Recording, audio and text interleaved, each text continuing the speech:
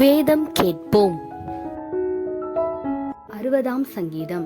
தாவீது மெசொப்பொத்தேமியா தேசத்து சீரியரோடும் சோபா தேசத்து சீரியரோடும் யுத்தம் பண்ணினபோது யோவாப் திருப்பி உப்பு பள்ளத்தாக்கிலே ஏதோமியரில் 12,000 பேரை வெட்டினபோது அவன் சாட்சியை விளைவிக்கும் 6 நரம்பு கிண்ணறத்திலே போதிப்பதற்காக பாடினதும் ராக தலைவனுக்கு ஒப்புவித்ததுமான மிக்தாம் என்னும் சங்கீதம்.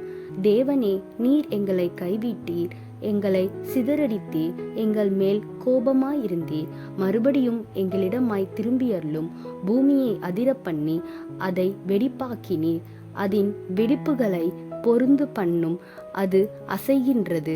உம்முடைய ஜனங்களுக்கு கடினமான காரியத்தை காண்பித்தீர். தத்தளிப்பின் மதுபானத்தை எங்களுக்கு குடிக்க கொடுத்தீர். சத்தியத்தின் நிமித்தம் ஏற்றும்படியாக உமக்கு பயந்து நடக்கிறவர்களுக்கு ஒரு கொடியை கொடுத்தீர். உமது பிரியர் விடுவிக்கும்படி உமது வலது கரத்தினால் இரட்சித்து எனக்கு செவி கொடுத்தருளும்.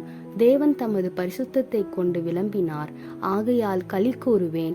சீகேமை பங்கிட்டு சுக்கோத்தின் பள்ளத்தாக்கை அளந்து கொள்ளுவேன். கீலேயாத் என்னுடையது, மனாசேயும் என்னுடையது.